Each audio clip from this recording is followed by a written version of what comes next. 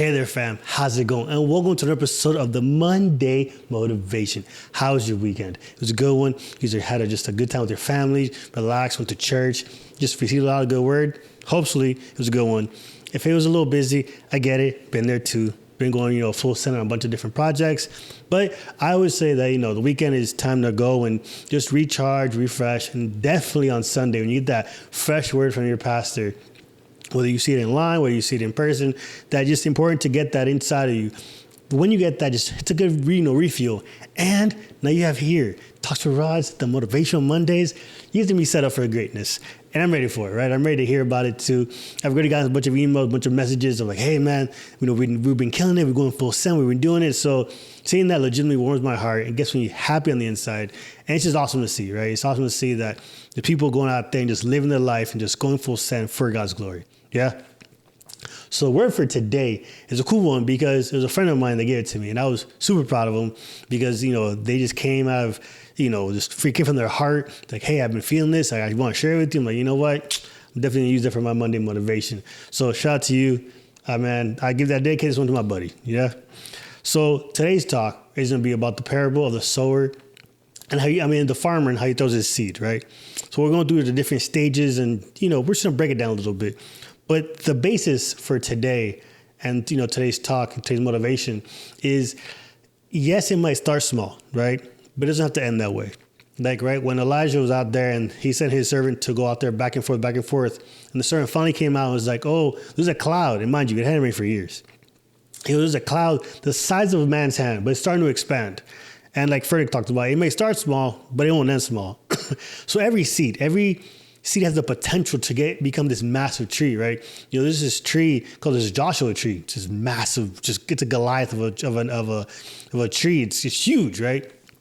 And they're everywhere. Like, it takes forever for them to grow, but that massive tree, how wide it is, it's just massive. There's even places, I'm pretty sure it's in California, like certain national parks, where they've cut holes through it and people drive through it. Like, think about that. The tree's that wide that a full car can go through it. It's amazing. It's definitely one I want to go check out at one point. But I digress. That all started from a seed, right? It all became, it had all its information, all the data, all the potential inside of it. But there's a little seed, right? There's a mustard seed. There's like an apple tree. You think about all these massive trees you think, right? They all start with the seed. So what are you saying, like, Rod? It's like, okay, you're talking about seeds, you're a farmer now? No, but yes at the same time. What I'm saying is that it might start small. You might be in the beginning stages of your projects. You might be in the beginning stages of learning something. You might be beginning stages, of your business. You might be in the beginning stages of your walk with Christ, right? But just because it's small, I don't want you to go and downplay it like, oh, like I have nothing to bring to the table. I have nothing to give because I'm small. Maybe you're small in stature. Maybe like, you're still in high school, right? And you're watching this. And you're a freshman, you're thinking, man, like what can I give? What can I contribute to the world? A lot, right? You can do so much. So don't downplay because of your stature, because of your level. Maybe you're an entry level. Maybe you're a beginner at, let's say at the YouTube, right? Let's say, you're at the YouTube. I sound old when I say that. At the YouTube. Maybe you're a beginner, at creating videos. Maybe this is your first one you have planned out. Whatever it might be. Just because it's small doesn't mean that it's, that doesn't matter. That doesn't have its position. That doesn't have its place. So I want to hit that before I went into the talk. I want to really hit base that just because it's small does not mean that it's insignificant. Yeah. So the parable of the sower, it's found in 3 different places. It's found in Matthew, Mark, and Luke. But we're going to focus today on Mark. And I'm not going through the whole thing. I'm going to give you a little synopsis of it.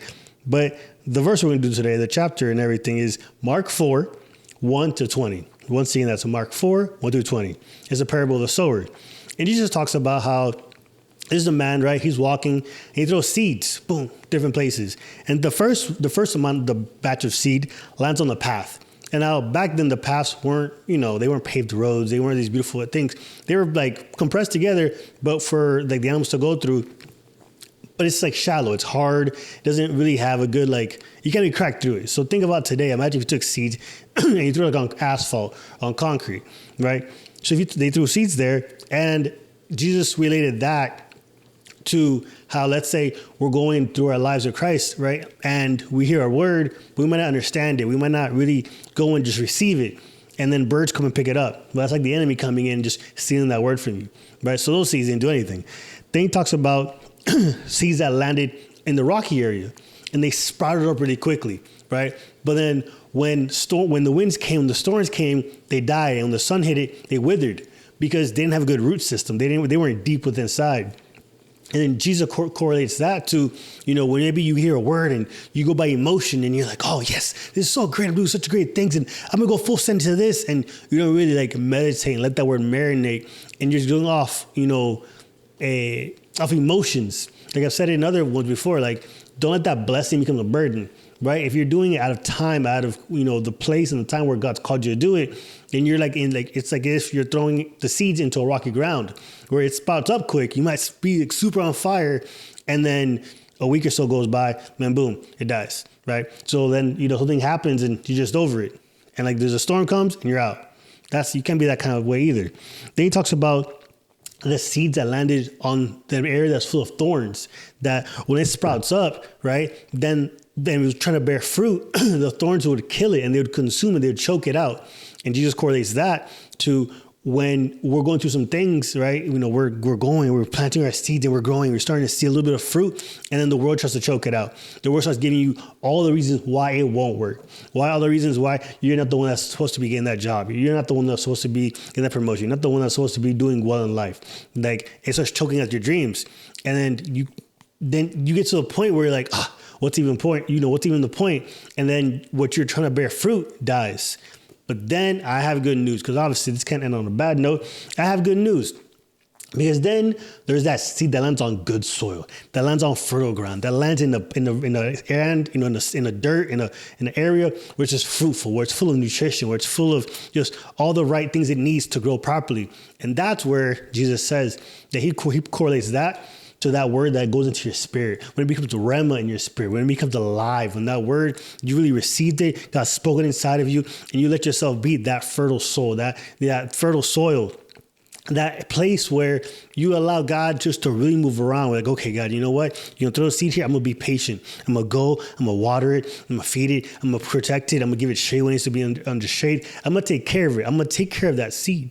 Yeah? Because that's the important part. We have to take care of this seed. We have to take care of the thing that God's given us.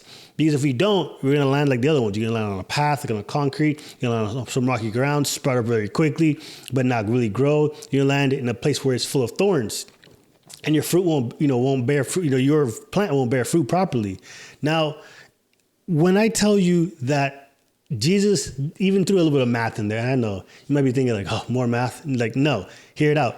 That when we land on good soil, that it gets replenished. It gets blessed so much. It gets multiplied to a level. Jesus says 30, 60, and 100%. Now think about that. Imagine let's say you put in a certain amount of money into something, right? And you get a 30% increase. Let's say you're at your job and you get a 30% increase in your salary. Then you get a 60% increase in your salary. Then you get a 100% increase in your salary. It depends on what you're doing with it, right? If God knows he can trust you with this fruit, with this amount of just blessing into it, the Bible says, in the little you are faithful, and the much I'll put you, right? So if God can trust you with the little stuff, when you tithe, when you only made, $10 on something and you give $1, he can trust you with $1,000. When you go and you give you might give, you might only have 10 minutes and you give those 10 minutes to God, right? You might only be able to give a little bit here and a little bit there, but you're giving it to God with a cheerful heart. God's like, okay, see, I can trust this person. I can trust him. I can trust her, because in the little bit that they have right now, they're being good stewards of it. And that's the main thing. We have to be good stewards of the seed that God's given us.